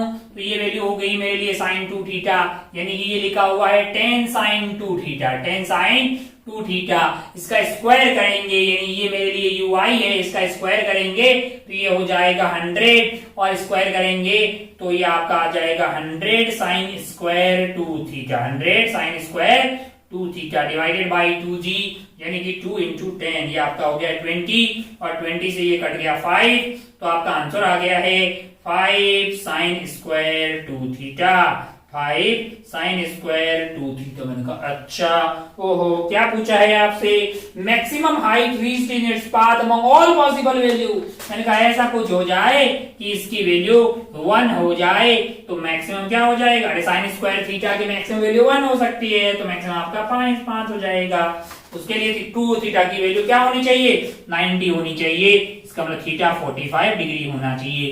थीटा जब 45 होगा 2 थीटा 90 हो जाएगा, रेंज मैक्सिमम मिल जाएगी आपको, और वो मैक्सिमम रेंज इस पर्टिकुलर केस में कितनी आ जाएगी, 5 आ जाएगी, जो कि ऑप्शन 3 में आपको दिखाई दे रहा है। कौन से ऑप्शन में दिखाई दे रहा है, 3 वाले ऑप्शन में दिखाई दे रहा था, जो कि आप टिक करके आगे बढ़ सकते थे।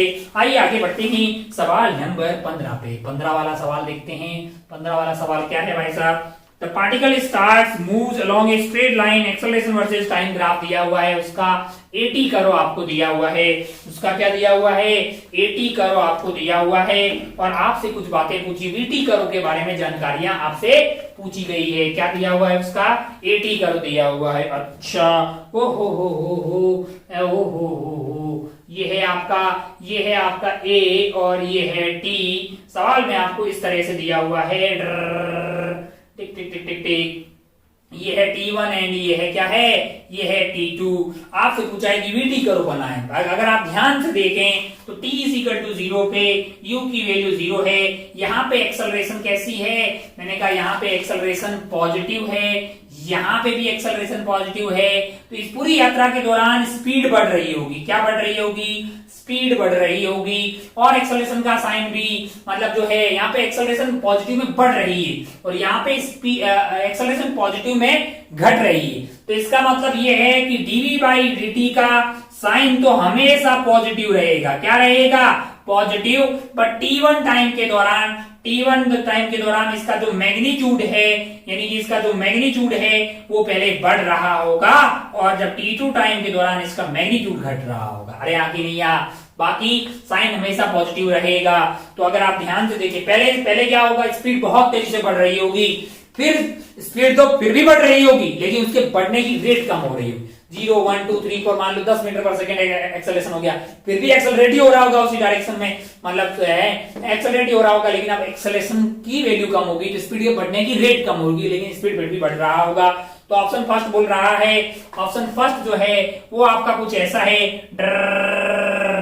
यहाँ पे अगर आप ध्यान से देखें तो T1 टाइम तक और T2 टाइम तक अगर आप ध्यान से देखें V वर्सेस T, तो यहाँ पे स्लोप पहले बहुत ज्यादा है, फिर कम हो रही है, फिर बढ़ रही है, यानी उल्टा हो गया यार। पहले यहाँ पे इंक्रीज, पहले क्या होना चाहिए था हमें, पहले यहाँ पे हो रहा है आपका डिक्रीज और फिर इंक्रीज हो रहा है मैग्नीट्यूड, है कि नहीं यार, स्लोप मतलब जो है। अच्छा, सेकेंड ऑप्शन में तो भाई साहब ऐसा कर दिया उन्होंने, मतलब कैसा कर दिया, ऐसा बोल के फिर स्पीड ने, मतलब ये बोल रहा है कि वेलोसिटी ने साइन ही चेंज कर दिया, जो कि पॉसिबल नहीं है। अरे एक्सेलरेशन तो हमेशा उधर ही हो रही है, बस एक्सेलरेशन के पहले मैक्स पे गई, डायरेक्शन चेंज नहीं किया, फिर उसकी वैल्यू कम हो रही, तो ये बिल्कुल पॉसिबल नहीं है। थर्ड ऑप्शन आपको बोल रहा है कि स्पीड 0 हो जाएगी, जो कि कभी डीएक्सेलरेट हुआ ही नहीं, स्पीड तो बढ़ती रहेगी। अरे कभी 0 कैसे हो सकती है, एक्सेलरेशन हमेशा उसी डायरेक्शन में था, बस पहले बढ़ रहा था फिर घट रहा था, फिर एक्सेलरेशन 0 है, स्पीड 0 होने वाली नहीं है, तो ये विचार गलत है।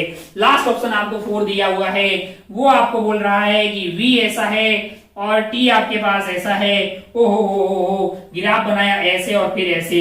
ये विचार अपने को अच्छा लगा, क्यों? क्योंकि यहाँ पे स्लोप 0 है, यहाँ पे 90 के आसपास स्लोप बढ़ रही है, यहाँ पे आपके पास ये जो मैग्नीट्यूड है dv/dt का, हालांकि वो पॉजिटिव हमेशा है, पॉजिटिव ही है, कहीं पे भी नेगेटिव स्लोप नहीं आ रही है, लेकिन यहाँ पे देखो धीरे धीरे यहाँ पे 0 थी, यहाँ पे मैक्स हो गई है और फिर यहाँ पे 0 हो गई, यानी यहाँ पे एक्सेलरेशन का मैग्नीट्यूड 0 था, यहाँ पे मैक्सिमम हो गया है और यहाँ पे फिर से क्या हो गया 0, और स्पीड तुरंत तेजी से बढ़ रही है, और एक्सेलरेशन का हमेशा मैग्नीट्यूड जो है वो मतलब बढ़ा फिर घटा, और वैल्यू जो साइन थी हमेशा पॉजिटिव थी, स्लोप हमेशा मतलब जो है वो पॉजिटिव थी। तो ऑप्शन आपका कौन सा जाता हुआ दिखाई देगा इस वाले में? आपका ऑप्शन 4 करेक्ट हो जाएगा।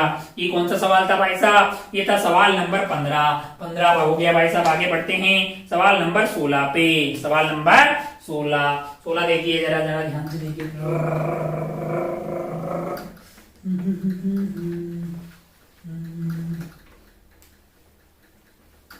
बढ़िया, तुरंत 16 देखिए, 16 में क्या है? 16 में देखिए जरा ध्यान से। 16 ऐसा है, from A town A car start. अच्छा, गांव ए से गांव बी जा रहे हैं, और कार कैसे स्टार्ट हो रही है? मतलब 2 कार, पहली कार गई और दूसरी कार गई, यानी यहाँ पे ये जो टाइम इंटरवल है ये कितना है? ये 30 सेकेंड है। अच्छा, बहुत बढ़िया भाई साहब। रन टुवर्ड अनदर टाउन, ये वाली दूरी आपके लिए डी फिक्स है, दूसरा गांव इधर है मान लीजिए, और उसकी रफ्तार जो है कार लोगों की, मतलब कार लोग कैसे उसे गाड़ियां हैं 60 किलोमीटर पर आवर है। रफ्तार कितनी है? 60 kilometre per hour. At some point of time all the cars simultaneously have to reduce. एक वक्त ऐसा आया, मान लो कि मौसम खराब हो गया, ऐसा कुछ हो गया, सारी कार जो यहाँ से निकल रही है, जो यहाँ पहुंच रही है, सबकी रफ्तार जो है यहाँ पे चल रही है, इनकी रफ्तार जो है अब क्या हो रही है? इनकी रफ्तार हो रही है, all the car simultaneously have to reduce speed to 40 kilometre. अब इनकी स्पीड क्या हो गई है? 40 किलोमीटर पर हार है, 40 किलोमीटर पर हार है। अब आपसे बोला है due to the bad weather है, what will be the time interval between the arrival of cars at the second town during the bad weather. अब देखो जरा ध्यान से, पहली कार आई, फिर सेकंड कार आई। अब आप ध्यान से देखेंगे, दूरी तो वही है, गांव ए और गांव बी पास में थोड़ी आए हैं, गांव ए और गांव बी यही है, यानी कि ये वाली दूरी जो है वो हमेशा टी ही रहेगी। ऐसा नहीं कि बैड वेदर हो गया तो आपके पास जो है आप दूरी कम हो जाए। पहले आपके पास टाइम इंटरवल 30 सेकेंड। अब मैंने कहा अब ज्यादा टाइम लगेगा, क्यों? क्योंकि अब आपके पास स्पीड कम हो गई है। तो अगर आप ध्यान से देखें तो आपकी जो स्पीड है पहले 60 थी, अब क्या हो गई है? 40 हो गई है। अब कितनी हो गई है? 40। अगर आप ध्यान से देखें तो अब स्पीड 2/3 हो गई है। क्या हो गई है? 2/3 हो गई है, तो टाइम बढ़ जाएगा भाई साहब। डेल्टा टी क्या हो जाएगा? इसका उल्टा, यानी कि 3/2 टाइम ऑफ पुराने वाला क्या था?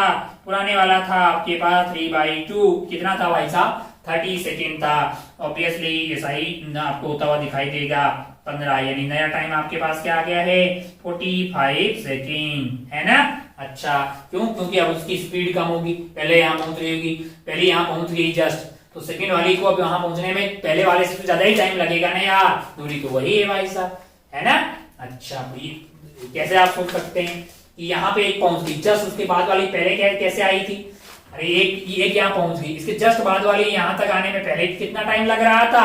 30 सेकेंड लग रहा था दूरी, और अभी एक यहाँ पे जस्ट पहुंच गई, और उसके बाद वाली को यहाँ आने में कितना टाइम लगेगा? ज्यादा लगेगा। क्यों? क्योंकि आपके पास दूरी तो वही है, लेकिन स्पीड कम हो गई ना यार। स्पीड कम होगी तो आपको टाइम ज्यादा लगेगा, क्योंकि पहले 60 थी, अब क्या हो गई है? 40। कह रही पल्लू किस्म का सवाल है। आगे बढ़ते हैं, आपका ऑप्शन आ जाएगा 45। कौन से ऑप्शन में है? 4th वाले में है। उसको आप टिक करके आगे बढ़ सकते थे। चलिए बढ़ते हैं सवाल नंबर 16 के बाद सवाल नंबर 17 पे। सवाल नंबर 17 क्या बोल रहा है? 17 वाला सवाल इंटीग्रेशन करने का बोल रहा है। कर देते हैं भाई साहब, हमको डर थोड़ी लगता है। पाई टी, और वैसे भी ये तो बहुत ही हल्का दिख रहा है, pi t minus t square divided by 2 integration है। ओहो, कोई भी कर लेगा। पाई बाई 2, टी का हो गया टी स्क्वायर बाई 2, ओहो, टी क्यूब डिवाइडेड बाई 3 और 2 इंटू ये हो गया 2 इंटू 3। बहुत बढ़िया। ओहो, लिमिट कहां से कहां तक? 0 से पाई अंधा भी कर ले इसको। पाई बाई 4 हो गया है। ओहो, पाई स्क्वायर माइनस 0, ये हो गया है 1/6।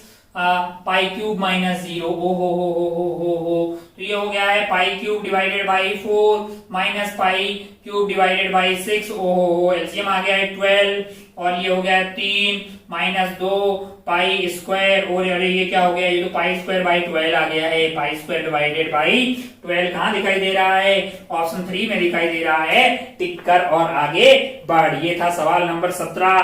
बढ़ते हैं सवाल नंबर 18 पे। क्या है 18 भाई साहब? यहीं पे देख लेते हैं 18 सवाल है आपके लिए। Find the value of A. अच्छा, दो वेक्टर है और बोला कि आथू, क्या सवाल है बे? Vector a is equal to 0.4 i cap plus 0.3 j cap plus c k cap, ऐसा है। और ये बोला कि ये यूनिट वेक्टर है, यानी इसका मैग्नीट्यूड आपके लिए क्या हो जाएगा? 1 हो जाएगा। यूनिट वेक्टर वही होते हैं जिनका मैग्नीट्यूड 1 होता है, नल वेक्टर वो होते हैं जिनका मैग्नीट्यूड 0 होता है। तो मैग्नीट्यूड क्या हो जाएगा इसका? 0.4 का स्क्वायर प्लस 0.3 का स्क्वायर। मैंने कहा बहुत बढ़िया भाई साहब, प्लस सी का square is equal to 1। Squaring कर दो बहुत साइड, तो यहां से आ जाएगा 0.16 और यहाँ पे आ जाएगा 0.09। तो वो दोनों को ऐड कर देंगे तो कितना आ जाएगा? 0.25 plus c square is equal to 1। तो सी स्क्वायर की वैल्यू आ गई 1 माइनस यानी 0.75। तो सी की वैल्यू क्या आ गई है? Under root of 0.75। ये ना हो ना भाई साहब, ये ना हो ना, कुछ नहीं थे, पानी वानी पीना, सो जाना। अरे बहुत आसान था ये, सबसे होना चाहिए भाई साहब, बहुत ही आसान, बहुत ही ज्यादा हल्का फुल्का। चलिए बढ़ते हैं। ये था सवाल नंबर 17, नहीं 18 हो गया है। 19 देखते हैं क्या है 19। ये 19 जो सवाल है क्या है भाई? डिस्प्लेसमेंट वर्सेस टाइम का ग्राफ दिया हुआ है। Instantaneous velocity of particle is negative at the point. अब डिस्प्लेसमेंट वर्सेस टाइम का कर्व दिए हो तुम, डिस्प्लेसमेंट एक्स वर्सेस टी का कर्व आपको दिया हुआ है। कर्व है ऐसा कुछ है। यहाँ पे है आपके लिए C, यहाँ पे है आपके लिए D, यहाँ पे है आपके लिए E, यहाँ पे आपके लिए E, और यहाँ पे है आपके लिए पॉइंट F। हमको ये देख के याद आया कि डिस्प्लेसमेंट वर्सेस टाइम का ग्राफ दिए हो तो इसका स्लोप हुआ हमको क्या देगा? वेलोसिटी देगा, इंस्टेंटेनियस वेलोसिटी। स्लोप यहाँ पे पॉजिटिव होगी, स्लोप पॉजिटिव होगी भाई साहब। यहाँ पे स्लोप क्या होगी? डी पे तो 0 स्लोप है, टॉप मोस्ट पॉइंट पे है, यहाँ पे 0 होगी। अरे यहाँ पे ऑब्ट्यूज एंगल बन रहा है पॉजिटिव एक्स एक्सिस से, थीटा ग्रेटर देन 90 आ रहा है। यहाँ पे स्लोप नेगेटिव होगी, यहाँ पे 0 होगी, यहाँ पे पॉजिटिव होगी, यहाँ पे भी पॉजिटिव होगी, है कि नहीं यार? ओहो, तो क्या पूछा है? कहाँ पे नेगेटिव होगी? यानी यहीं पे आपका जो है dx बाई dt जो है यहाँ पे क्या होगा? नेगेटिव होगा, यानी इंस्टेंटेनियस वेलोसिटी नेगेटिव होगी। ये पॉइंट ई पे होगा, जो कौन से ऑप्शन में है? जो थर्ड वाले ऑप्शन में है। आप उसको टिक करके आगे बढ़ सकते थे। तो 18 और 19 सवाल इतने लल्लू पल्लू थे कि मतलब एकदम फ्री के नंबर। कैसे नंबर? बहुत ज्यादा फ्री के नंबर। हमको 20 भी देख के ऐसा ही लग रहा है कि बहुत ज्यादा रद्दी सवाल है। 20 कहाँ बता दें? मैंने कहा लगे हाथ यहीं बता देते हैं। 20 इतना बोर्ड की जरूरत ही नहीं लग रही है। ये घड़ी है, अच्छा ये घड़ी देख गए हमको, तो कुछ नहीं है, एवरेज वेलोसिटी वगैरह पूछा होगा, और तो क्या ही पूछेगा। हाँ, घड़ी है, एक घड़ी है। क्लॉक हैज मिनट हैंड की लंबाई जो है, मिनट हैंड की लंबाई आपको 10 सेंटीमीटर दी है। बहुत बढ़िया भाई साहब, बहुत शानदार। बोल रहा है कि 6 बजे के बाद में 6 बजे मिनट वाला सुइया यहाँ रहेगा, 7:30 पे, 6:30 पे कहाँ जाएगा? मैंने कहा यहाँ पे 6:15, यहाँ पे 6:30, यहाँ पे 6:45, है कि नहीं? ओहो, तो ये चलते हुए यहाँ आ जाएगा। तो क्या पूछा है? Average velocity, a clock has a minute hand of 10 centimetre, find the average velocity between this for the tip of the minute hand. यानी टिप ऑफ मिनट हैंड आपका यहाँ था, चल के यहाँ आया है। आपसे पूछा है एवरेज वेलोसिटी, जो कि हो जाएगा displacement divided by divided by time. तो आर्थू किस्म का सवाल है। अगर ये भाई साहब यहाँ से यहाँ पे आ गए हैं तो डिस्प्लेसमेंट क्या होगा, मतलब ये वाला लेंथ और ये वाला लेंथ यानी कि 2r हो गया है। लेंथ आपका सर्कुलर है ना यार, हो तो 10 और 10 हो गया आपका 20 सेंटीमीटर हो गया रे डिस्प्लेसमेंट, है ना। डिस्टेंस आपका पाई आर हो जाएगा, 2 पाई आर टोटल है तो ये पाई आर हो जाएगा, लेकिन डिस्प्लेसमेंट है आपका 20 सेंटीमीटर। टाइम क्या लगा है, टाइम लगा है आधा घंटा यानी कि 30 मिनट। R2 आंसर आएगा 2 सेंटीमीटर पर मिनट, 2 सेंटीमीटर पर मिनट, 2 सेंटीमीटर पर मिनट। अच्छा 2/3 सेंटीमीटर, सॉरी 2/3 सेंटीमीटर पर मिनट। कौन से ऑप्शन में दिखाई दे रहा है, ऑप्शन 4 में दिखाई दे रहा है। तो टिक करके आगे बढ़ सकता था घोड़े की रफ्तार से। बहुत ही ज्यादा आसान किस्म का ये जो पेपर, ये लास्ट वाले दो तीन सवाल तो बहुत ही आसान थे भाई साहब। 20 हो गया आपका, 18-19 हो गया, ओहो 17 देख लो, मतलब है ना। तो आप आराम से इनको छोड़ सकते थे। आगे बढ़ते हैं न्यूमेरिकल किस्म वाले सवालों पे, आगे बढ़ते हैं न्यूमेरिकल किस्म के सवालों पे।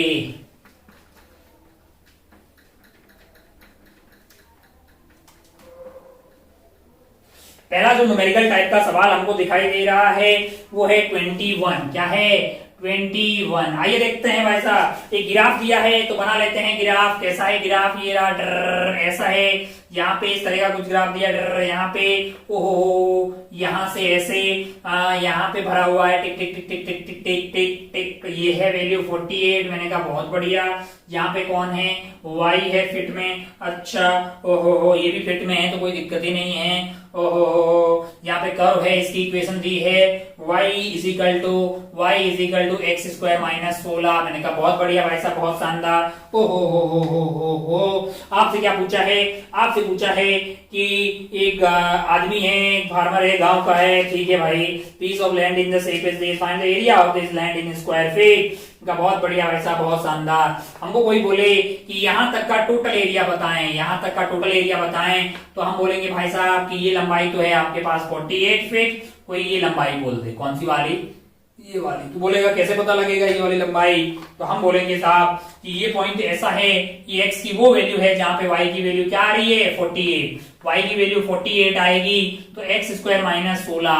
ओहो 48 प्लस 16 कर दीजिए जो कि आ जाएगा एक्स स्क्वायर। 8 और 6 14 और 5 और 1 64 is equal to x square आ गया। x की वैल्यू आ गई 8 फीट। क्या आ गई है 8 फीट। अच्छा तो ये वाला पॉइंट आपका 8 रहेगा। अच्छा ये वाला पॉइंट बताना कोई टफ है क्या आपके लिए। यहाँ पे y की वैल्यू 0 है, y की वैल्यू 0 होगी तो x 0 is equal to x square minus 16। क्या आ गया x is equal to 4 feet. तो ये आपका 4 है।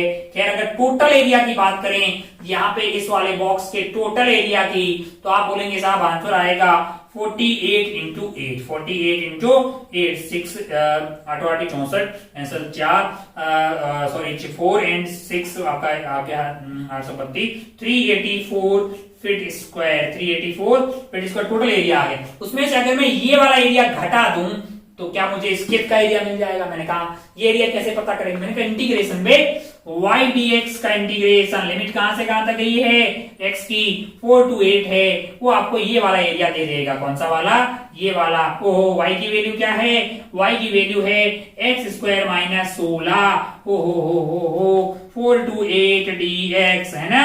तो ये इंटीग्रेशन हो गया है आपका x की पावर 3 डिवाइडेड बाई 3। लिमिट है 4 to 8 माइनस 16x, लिमिट है 4 to 8। ओहो तो यहाँ पे अगर आप 8 को डालिएगा तो 8 की पावर 3 माइनस 4 की पावर 3 डिवाइडेड बाई 3 आ जाएगा। निकाल। अच्छा और ये क्या हो जाएगा 16 इंटू 8 माइनस 4।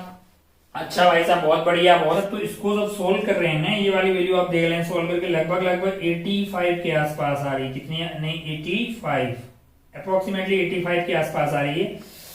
अच्छा अप्रोक्स पूछा है, मैंने कहा अगर अप्रोक्स पूछा है तो फिर अपना आंसर क्या हो जाएगा। मैंने कहा अपना आंसर हो जाएगा बेसिकली, अपना आंसर हो जाएगा 384। तो टोटल एरिया है उसमें से ये वाला एरिया 85 के अराउंड आ रहा है, तो हमारा आंसर हो जाएगा 384 माइनस ऑफ 85 यानी ये 299 square feet. 299 square feet approximately जो है हमारे किसान भाई साहब का ये एरिया होगा खेत का। तो आपका ऑप्शन जो है ऑप्शन नहीं है, तो बेसिकली क्या करना था अपने को, न्यूमेरिकल सवाल है तो न्यूमेरिकल सवाल है तो आपका जो न्यूमेरिकल वैल्यू आएगी इसको सॉल्व करके वो वैल्यू हो जाएगी 299 स्क्वायर फीट। तो आपको आंसर स्क्वायर फीट में ही करना था, तो आपका आंसर हो जाएगा 299। अच्छा, बहुत बढ़िया, बहुत शानदार, रद्दी सवाल था, कैलकुलेशन करने है। आगे बढ़ते हैं, सवाल नंबर 22। सवाल नंबर 22 इसको उड़ा देते हैं, टिक टिक टिक टिक टिक टिक। क्वेश्चन नंबर 22 क्या है भाई साहब? 22 stone is release from the top of the tower, it covers a distance of 80 metre in last 2 second. चलिए भाई साहब, टावर है जिसकी हाइट मान लेते, क्या पूछा है? हाइट ही पूछा है, हाइट h मान लेते हैं। यहाँ पे स्टोन को रिलीज किया गया, इसको रिलीज किया गया, ये भागे भागे भागे भागे यहाँ गिर रही है। लास्ट 2 सेकंड में इसने कितना कवर किया है? लास्ट 2 सेकंड में इसने कवर किया है 80 मीटर, यानी ये वाली दूरी आपको क्या दी हुई है? 80 मीटर दी हुई है। माना कि इसने पूरी जो जर्नी की है वो t इज इक्वल टू 0 से लेके t is equal to n second तक कर दी। तो अगर आप ध्यान से देखें तो इसको यहां से आने में टोटल चला होगा ये Sn, यानी n सेकेंड के अंदर कितना चला है, और यहां से यहां तक आने में लगे होंगे उसको time t is equal to, total है n तो n माइनस 2, तो यहां तक की दूरी को मैं Sn माइनस 2 बोल रहा हूं, जो कि यहां से लेके यहां तक की होगी। इसकी वैल्यू 80 होनी ही चाहिए। अच्छा, और s कैसे पता करेंगे? ut plus half a t square, u की वैल्यू 0 है। अच्छा, तो ये वैल्यू हो जाएगी मेरे लिए 1/2 और a की वैल्यू क्या है मेरे लिए? g है, a की वैल्यू g है, और t की वैल्यू हो गई n स्क्वायर माइनस ऑफ क्या आ जाएगा भाई साहब? ut, फिर यहां से भी 0 हो जाएगा, यानी हाफ g, t की जगह आपका हो गया है n माइनस 2 का whole square, that is equal to 80, that is equal to 80। तो ये कट गया आपका g और ये आ गया आपका 8। अच्छा, 2 को भी उधर ले जाइए, 16 हो जाएगा। तो n square minus n minus 2 का whole square is equal to 16, is equal to क्या है? 16 है। अच्छा, बहुत बढ़िया, बहुत शानदार। n की वैल्यू क्या आएगी यहाँ से? n की वैल्यू क्या आएगी? n की वैल्यू 5 आती हुई दिखाई दे रही है वैसे तो। n की वैल्यू 5 डालिए यहाँ पे, 25 माइनस ये बन जाएगा, हाँ, तो n की वैल्यू 5 आ गई, और n नेगेटिव हो नहीं सकता तो पॉजिटिव। n की वैल्यू 5 होगी, ये क्या हो जाएगा? 25, और ये बन गया आपका 3, यानी ये 4 का स्क्वायर, मुझे वहां से दिखा ये आपका जो है n है, ये आपका n स्क्वायर है, ये n माइनस 2 है, और ये आपका n जो है n माइनस 1 का स्क्वायर है, यानी 4 का। n की वैल्यू 25 डालेंगे, ये n की वैल्यू 5 डालेंगे, ये 25 हो जाएगा, ये 3 हो जाएगा, यानी 9, और ये वैल्यू होगी 65। तो n पॉजिटिव हो सकता है, n की वैल्यू क्या आ गई? ये क्वाड्रेटिक के सॉल्व करके कोई भी निकाल देगा, n की वैल्यू 5 आ जाएगी। अच्छा, अगर n की वैल्यू 5 है तो टोटल हाइट तो फिर यही हुई ना यार, Sn, यही वाली वैल्यू हमारे लिए क्या हो जाएगी? टोटल हाइट हो जाएगी। हाइट इज बेसिकली s 5 के बराबर हो जाएगी। तो आपका ut plus half a t square 0 हो गया, half a t square, a की वैल्यू होगी 10 और t की वैल्यू कितनी है? t की वैल्यू 5 है, स्क्वायर करेंगे 25 हो जाएगा। तो ये कट गया आपका लिए 5, और 5 इंटू 25 125 मीटर आपका आंसर हो जाएगा। बहुत बढ़िया। ये कौन सा सवाल था? 22 वाला सवाल था। आगे बढ़ते हैं 23 वाले सवाल पे। 23 सवाल क्या है जरा ध्यान से देखिए, पहले इसको उड़ा देते हैं। 23 में 80 कर्व दिया है। कौन सा कर्व दिया है? एक्सेलरेशन वर्सेस टाइम का एक कर्व दिया हुआ है, और आपसे क्या पूछा है कि वो टाइम बताइए जब पार्टिकल इनिशियल वेलोसिटी को एक्वायर कर देगा। अच्छा, देख लेते हैं भाई, 80 कर्व है, ए वर्सेस टी का ये वाला कर्व है।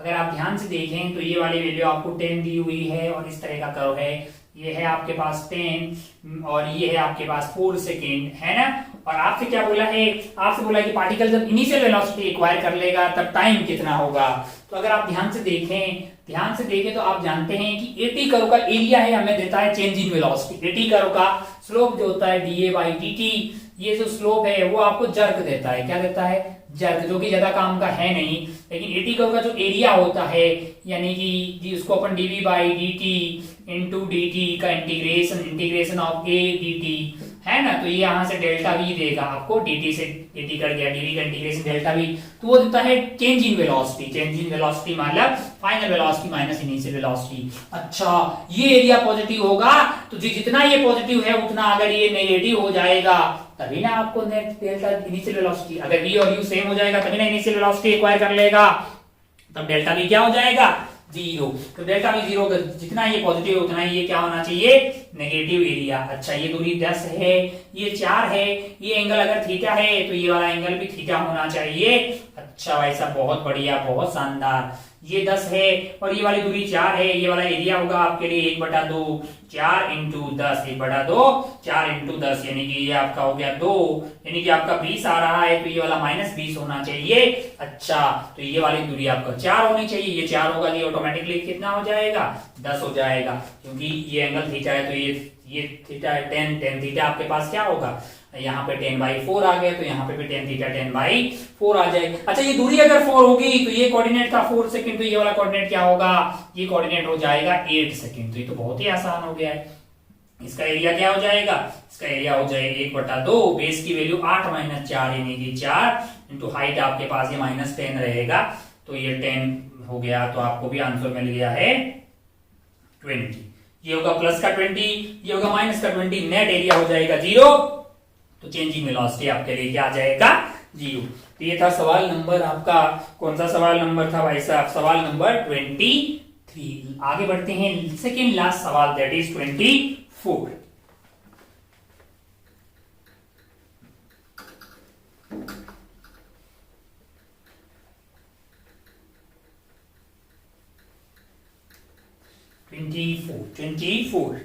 ट्वेंटी फोर देखिए भाई साहब, 24 क्या है, 24 सवाल number 24। A ball is thrown vertically apart from the ground. It crosses a point at a height of, एक बॉल को ग्राउंड से फेंक दिया गया है। अच्छा, ओ हो, ये ऐसे जाएगी, वर्टिकली अपार्ट है तो सीधी ऊपर जाएगी, फिर लौट के ऐसे आ जाएगी।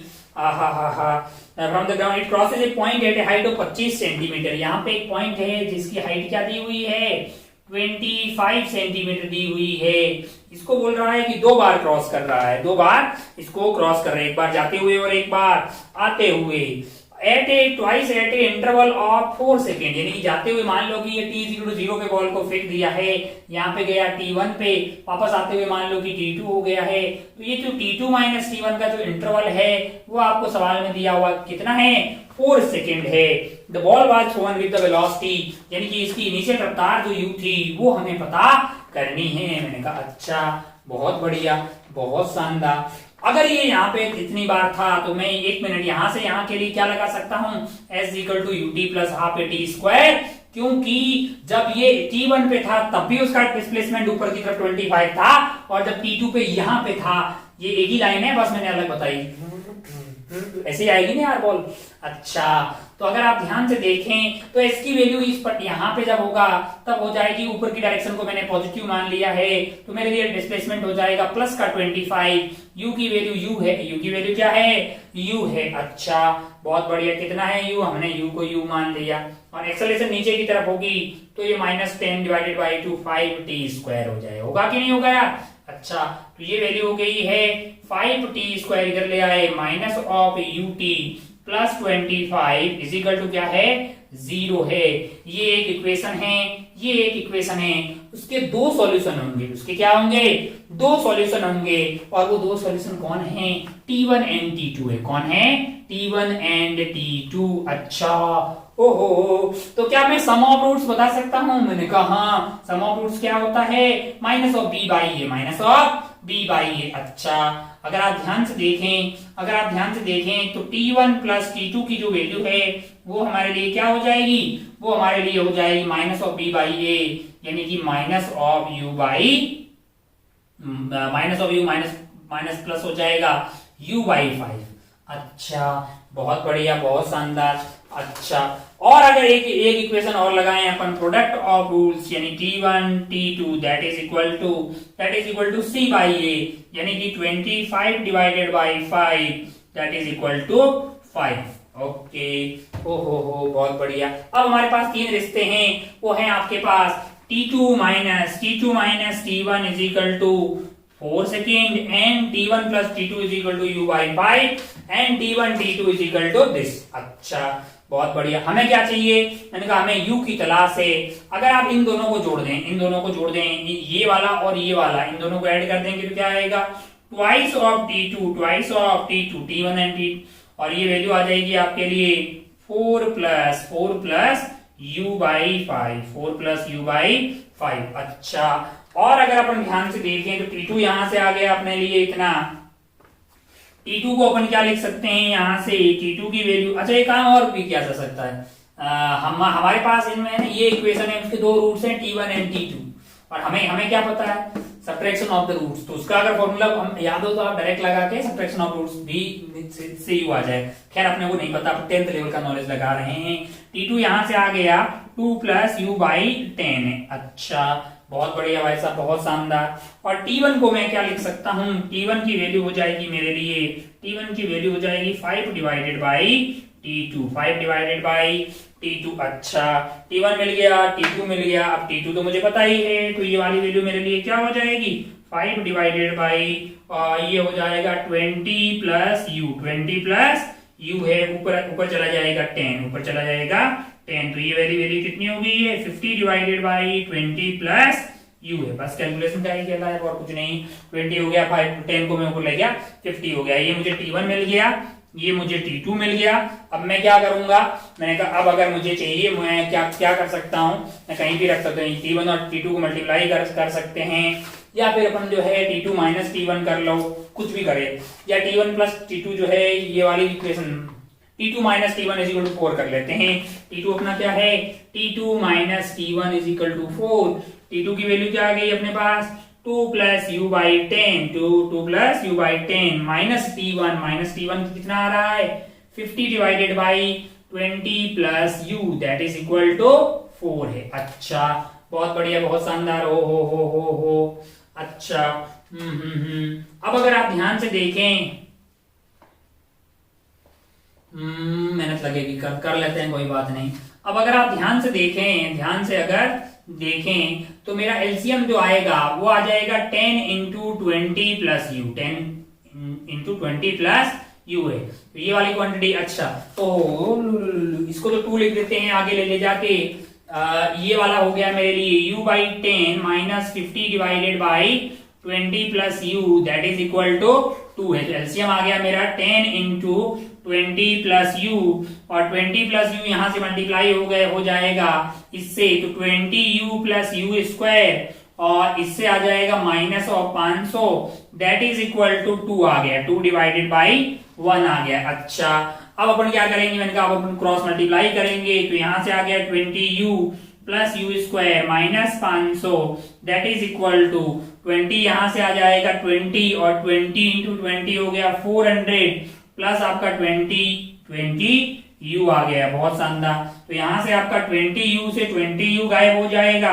है कि नहीं यार। अच्छा और u स्क्वायर की कितना आ रहा है, u स्क्वायर आ रहा है 900। अच्छा ओहो ये तो भाई साहब u की वैल्यू क्या हो जाएगी, अंडर रूट ऑफ 900। अच्छा इसको क्या लिख सकते हैं अपन, इसको लिख सकते हैं 9 इंटू 100 यानी 30 इंटू 30 है, ये बेसिकली 30 इंटू 30 है। तो आंसर क्या आ जाएगा आपका 30 मीटर पर सेकेंड। कितना आंसर आ जाएगा आपके लिए, आपका आंसर आ जाएगा 30 मीटर पर सेकेंड। कौन सा सवाल था भाई साहब, सवाल नंबर 24, आंसर होगा 30 मीटर पर सेकेंड। तो आप इंटीजर में 30 भर के आगे बढ़ सकते थे। चलिए बढ़ते हैं लास्ट एंड फाइनल सवाल, दैट इज 25, क्वेश्चन नंबर 25। अच्छा बहुत बढ़िया, बहुत शानदार। तुरंत देख लेते हैं 25 और फिर अपना खेला को समाप्त डिक्लेयर करते ही। रेडी बहुत टाइम हो गया है अपना।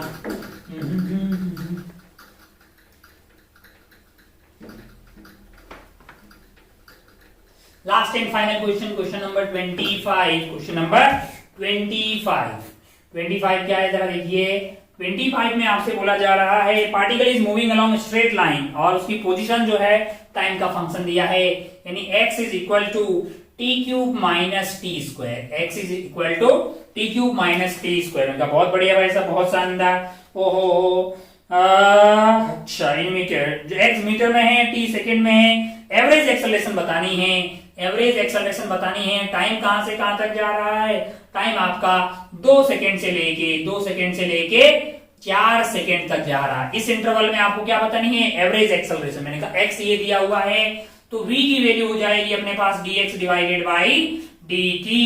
अच्छा, डिफरेंशिएट कर दीजिए, 3t स्क्वायर माइनस 2t आपके पास v आ गया है। Acceleration is basically dv divided by dt that is equal to 6t minus 2। ये आपका एक्सेलरेशन आ गया है 6t minus 2 metre per second square. अच्छा, ओ कैसे? अगर आप ध्यान से देखें तो acceleration is function of time है। इसका एवरेज कैसे निकालेंगे? एवरेज एक्सेलरेशन को अपन लिख सकते हैं, एक्सेलरेशन dt का इंटीग्रेशन डिवाइडेड बाई dt है कि नहीं? कोई फंक्शन है जो टाइम का फंक्शन है, उसका एवरेज निकालना है तो आपको क्या करना पड़ेगा? आप इंटीग्रेट कर दें कहां से कहां तक, 2 से लेके 4 तक, और एक्सेलरेशन है क्या? 6t minus 2 dt divided by time. राशियों का योग बटा राशियों की संख्या, बहुत बेसिक सी बात है, 2 से लेके 4 तक। अच्छा, तो ये वैल्यू क्या आ रही है अपने लिए? ये इंटीग्रेशन आ जाएगा, सॉरी 6 इंटू टी की वैल्यू है t का हो जाएगा t स्क्वायर बाई 2, तो ये हो जाएगा 3t स्क्वायर 2 to 4 माइनस हो जाएगा 2 into T 2 to 4 divided by T, dt का t हो गया 2 to 4 है। तो क्या वैल्यू आ रही है? ये वैल्यू आ रही है आपका 3 इंटू ये वैल्यू आ रही है 4 का स्क्वायर यानी 16 माइनस 2 का स्क्वायर यानी कि 16 माइनस 4 यानी कि 12। ये वाली वैल्यू आ जाएगी आपकी 12 minus of 2 into 4 minus 2 that is divided by 2, और t is basically 4 minus 2 which is equal to 2 है। अच्छा, 4 12 तिया 36 minus 4 divided by 2, 36 minus 4 is basically आपके लिए हो गया है 32 डिवाइडेड बाई 2 है। तो आपका आंसर जाएगा 16। आंसर आपको कितना आता हुआ दिखाई दे रहा है? आपको आंसर भी दिखाई देगा 16 मीटर पर सेकेंड स्क्वायर। आपके लिए क्या होना चाहिए? एवरेज एक्सेलरेशन होना चाहिए। किसी और तरीके से भी निकाल सकते हैं क्या? मैंने कहा अगर आप वेलोसिटी देखें तो आपके पास वेलोसिटी ऐसे है, आप मुझे t is equal to 2 second पे वेलोसिटी बताएं। वेलोसिटी है t is equal to 2 second, तो आप बोलेंगे साहब 2 डाल दीजिए यहाँ पे, है कि नहीं यार? अच्छा, ओ 2 पे वेलोसिटी आ गई है 3 इंटू 2 का स्क्वायर 4 यानी कि 12 माइनस 2 इंटू 2 इंटू 2, पहले मैंने 2 डाल दिया तो ये 4 हो गया, 4 into 3 is 12 minus 4 that is equal to 8 है।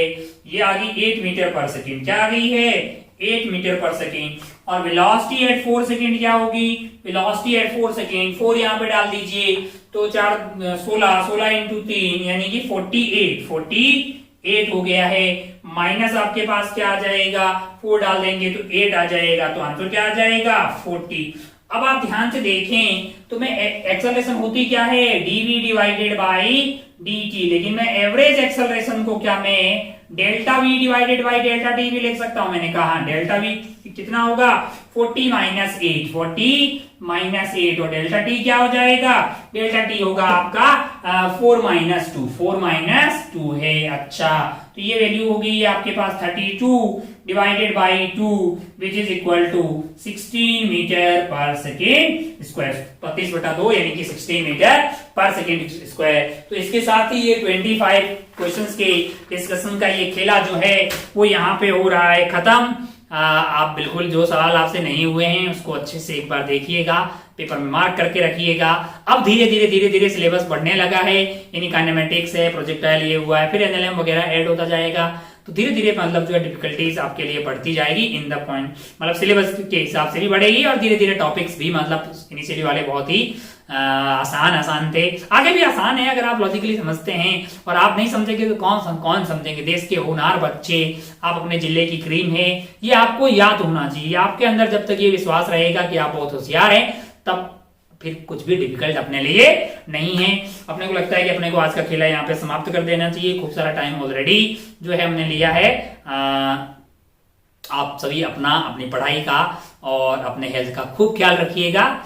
जय हिंद, जय भारत, टेक केयर, बाय।